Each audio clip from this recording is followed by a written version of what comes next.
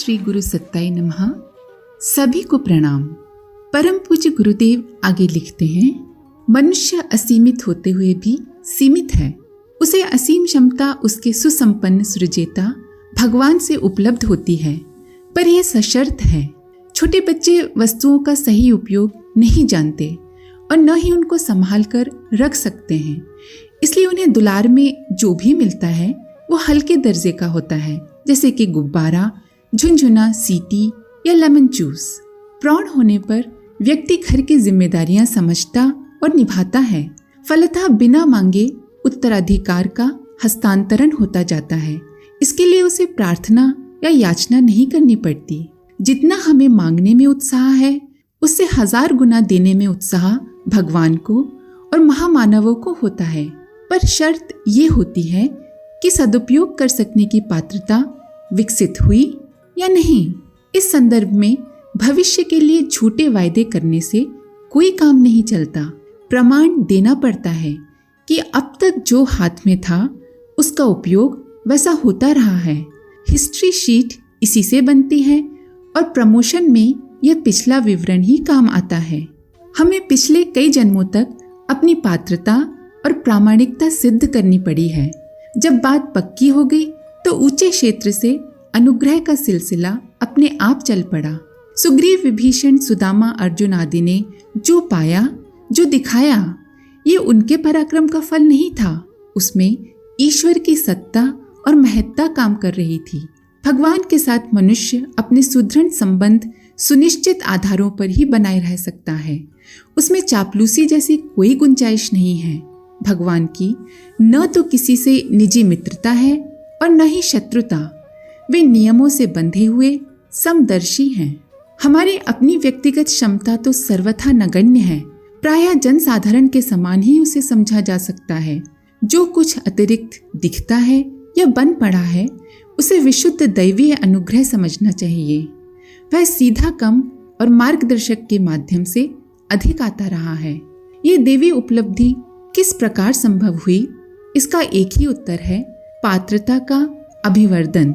पात्रता को बढ़ाते रहना ही जीवन साधना है। उपासना के साथ उसका अनन्य एवं घनिष्ठ संबंध है। बिजली धातु में दौड़ती है, लकड़ी में नहीं। आग सूखे को जलाती है, गीले को नहीं। माता बच्चे को गोद में तभी लेती है जबकि वो साफ सुथरा हो। अगर मलमूत्र में सना हो तो पहले उसे साफ करती है और उसके बाद ही गोदी में लेकर दूध पिलाती है। भगवान की समीपता के लिए शुद्ध चरित्र आवश्यक है। कई व्यक्ति पिछले जीवन में मलिन रहे हैं, पर जिस दिन से भक्ति की साधना अपनाई, उस दिन से अपना कायाकल्प कर लिया। वाल्मीकि, अंगुलीमाल, बिल्वमंगल, अजामिल आदि पिछले जीवन में कैसे ही क्यों न रहे हों, जिस दिन से भगवान की शरण में आए, उस दिन से सच्चे अर्थों में संत बन गए। हम लोग तो राम नाम जपना, पराया माल अपना, यही नीति अपनाते हैं। कुकर्म भी करते हैं और साथ में भजन पूजन के सहारे उसके दंड से छुटकारा मिल जाएगा, ऐसा सोचते रहते हैं। ये कैसी विडंबना है। कपड़े को रंगने से पूर्व धोना पड़ता है। बीज बोने से पूर्व जमीन जोतनी पड़ती है। भगवान का अनुग्रह अर्जित करने के लिए शुद्ध जीवन की आवश्यकता है। साधक ही सच्चे अर्थों में उपासक हो सकता है। जिससे जीवन साधना नहीं बन पड़ी, उसका चिंतन, चरित्र, आहार विहार, मस्तिष्क अवांछनीयताओं से भरा रहेगा। फलतः ईश्वर आराधना में मन लगेगा ही नहीं। लिप्साएं और तृष्णाएं जिसके मन को हर घड़ी उद्विग्न करती रहती हैं, उससे न तो एकाग्रता सधेगी और न ही चित्त की तन्मयता आएगी। कर्म कांड की चिन्ह पूजा भर से कोई काम नहीं बनता। भजन का भावनाओं से सीधा संबंध है। जहाँ भावनाएं होंगी वहाँ मनुष्य अपने गुण, कर्म, स्वभाव में सात्विकता का समावेश अवश्य करेगा। कोई संभ्रांत मेहमान जब घर में आते हैं या जब कोई उत्सव होता है तो घर की सफाई पुताई करनी पड़ती है। उसी प्रकार जिस हृदय में ईश्वर को स्थान देना है, उसे कषाय कल्मशों से स्वच्छ किया जाना चाहिए। इसके लिए आत्मनिरीक्षण, आत्मसुधार, आत्मनिर्माण और आत्मविकास की चारों ही दिशा धाराओं में बढ़ना आवश्यक है। इन तथ्यों को हमें भली भांति समझाया गया और हमने सच्चे मन से उसे स्वीकारा। सोचा गया कि आखिर निकृष्ट जीवन बनता क्यों है, तो निष्कर्ष निकला कि इसकी 3 वजह हैं: लोभ, मोह और अहंकार। जिसमें इनकी जितनी ज्यादा मात्रा होगी वो व्यक्ति उतना ही अवगति की ओर घिसटता चला जाएगा। क्रियाएं वृत्तियों से उत्पन्न होती हैं और शरीर मन के द्वारा संचालित होता है। मन में जैसी उमंग उठती है, शरीर वैसी ही गतिविधियां अपनाने लगता है।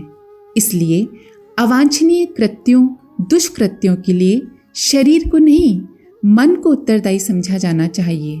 इस तथ्य को ध्यान में रखते हुए विष वृक्ष की जड़ काटना उपयुक्त समझा गया है और जीवन साधना को आधारभूत क्षेत्र मन से ही आरंभ किया गया।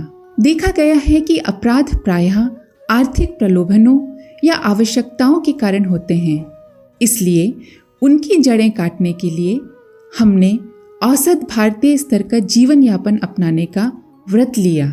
अपनी निज की कमाई कितनी ही क्यों ना हो, भले ही वो ईमानदारी या परिश्रम की क्यों ना हो, पर उसमें से अपने लिए, परिवार के लिए खर्च देशी हिसाब से किया जाना चाहिए, जिससे कि औसत भारतीय गुजारा करना संभव हो। ये सादा जीवन उच्च विचार का व्यवहारिक निर्धारण है। सिद्धांततः लोग इसे पसंद तो करते हैं और समर्थन भी करते हैं, पर जब अपने निज के जीवन में इसका प्रयोग करने का प्रश्न आता है तो असंभव कहने लगते हैं। ऐसा निर्वाह व्रतशील होकर ही निभाया जा सकता है। साथ ही परिवार वालों को इसके लिए तैयार करना पड़ता है। इस संदर्भ में सबसे बड़ी कठिनाई लोक प्रचलन की आती है। जब सभी लोग ईमानदारी या बेईमानी की कमाई से गुलछर्रे उड़ाते हैं तो हम लोग अपने ऊपर ऐसा अंकुश क्यों लगाएं? इस प्रश्न पर परिजनों और उनके पक्षधर रिश्तेदारों को सहमत करना बहुत कठिन पड़ता है। फिर भी यदि अपनी बात तर्क, तथ्य और परिणामों के सबूत देते हुए ठीक तरह से प्रस्तुत की जा सके और अपने निज का मन दृढ़ हो तो फिर अपने समीपवर्ती लोगों पर कुछ भी असर न पड़े, ऐसा नहीं हो सकता। आर्थिक अनाचारों की जड़ काटनी है तो वह कार्य इसी स्तर के लोक शिक्षण एवं प्रचलन से संभव होगा। उस विश्वास के साथ अपनी बात पर दृढ़ रहा गया। घिया मंडी मथुरा में परिवार 5 सदस्यों का था। तब उसका औसत खर्च 1971 हरिद्वार जाने तक 200 रुपये मासिक नियमित रूप से बनाया रखा गया। मिलजुल कर मितव्ययता पूर्वक लोगों से भिन्न अपना अलग स्तर बना लेने के कारण ये सब मजे से चलता रहा। यूं आजीविका अधिक थी, पैतृक संपत्ति से पैसा आता था, पर उसका व्यय घर में अन्य संबंधी परिजनों के बच्चे बुलाकर उन्हें पढ़ाते रहने का नया दायित्व ओढ़कर पूरा किया जाता रहा। दुर्गुणों दुर्व्यसनों के पनपने लायक पैसा बचने ही नहीं दिया गया और जीवन साधना का एक महत्वपूर्ण पक्ष सरलता पूर्वक निभता रहा। मोह परिवारों को सजाने, सुसंपन्न बनाने, उत्तराधिकार में संपदा छोड़कर मरने का होता है। लोग स्वयं तो विलासी जीवन जीते हैं और वैसी ही आदतें बच्चों में भी डाल देते हैं।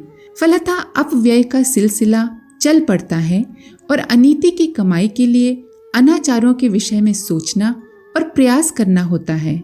दूसरों के पतन व अनुभवों से लाभ उठाया गया और उस चिंतन तथा प्रचलन का घर में प्रवेश नहीं होने दिया गया। इस प्रकार अपव्यय भी नहीं हुआ, दुर्गुण भी नहीं बढ़े, कुप्रचलन भी नहीं चला और सुसंस्कारी परिवार विकसित होता चला गया। तीसरा पक्ष अहंता का है। शेखीखोरी, बड़प्पन, ठाट बाट, सज धज, फैशन आदि में लोग ढेरों समय और धन खर्च करते हैं।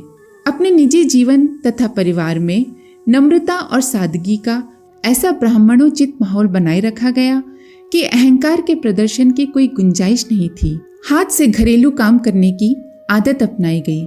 माताजी ने मुद्दतों हाथ से चक्की पीसी है। घर का तथा अतिथियों का भोजन तो वे मुद्दतों से बनाती रही हैं। घरेलू नौकर की आवश्यकता तब पड़ी जब बाहरी कामों का असाधारण विस्तार होने लगा और इसमें व्यस्त रहने के कारण माताजी का उसमें समय दे सकना संभव नहीं रह गया। ये अनुमान गलत निकला कि ठाट बाट से रहने वालों को बड़ा आदमी समझा जाता है और गरीबी से गुजारा करने वाले उद्विग्न, अभागे और पिछड़े होते हैं। हमारे संबंध में ये बात कभी लागू नहीं हुई। आलस्य और अयोग्यतावश अगर गरीबी अपनाई गई होती तो वैसा अवश्य होता, पर स्तर उपार्जन योग्य होते हुए भी यदि सादगी का हर पक्ष स्वेच्छापूर्वक अपनाया गया है तो उसमें सिद्धांतों का परिपालन ही लक्षित होता है।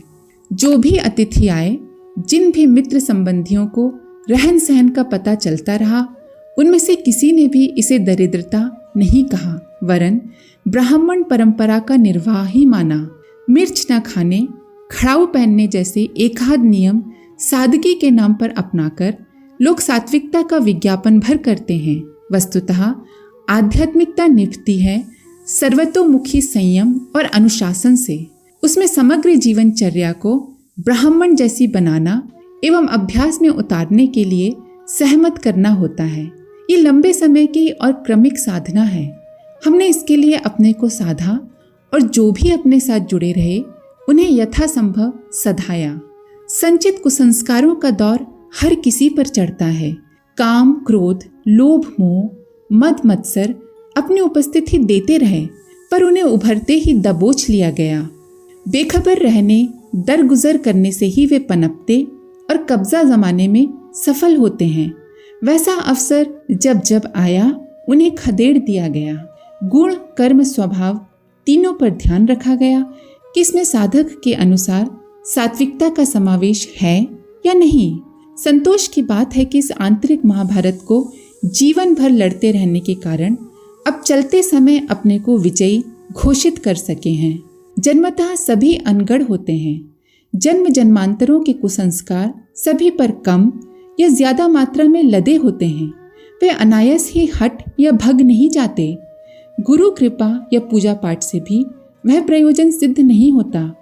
उनके समाधान का एक ही उपाय है, उनसे जूझना।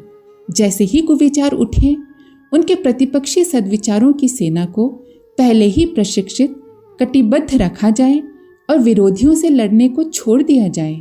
जड़ जमाने का अवसर न मिले तो कुविचार या कुसंस्कार बहुत समय तक नहीं ठहरते। उनकी सामर्थ्य बहुत कम होती है।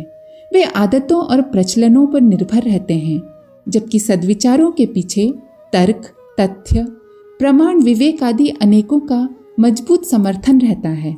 इसलिए शास्त्रकार की उक्ति ऐसे अवसरों पर सर्वथा खरी उतरती है जिसमें कहा गया है कि सत्य ही जीतता है, असत्य नहीं। इसी बात को यूं भी कहा जाता है, विवेकपूर्ण आधार पर परिपक्व किए गए सुसंस्कार ही जीतते हैं, आधार रहित कुसंस्कार नहीं। जब सर्कस के रीछ वानरों को आश्चर्यजनक कौतूहल दिखाने के लिए प्रशिक्षित किया जा सकता है तो कोई कारण नहीं है कि अनगढ़ मन और जीवन क्रम को संकल्पवान साधनों के हंटर से सुसंस्कारी न बनाया जा सके। परम पूज्य गुरुदेव के लेख को यहीं विराम देते हैं। आप सभी का धन्यवाद। ओम शांति।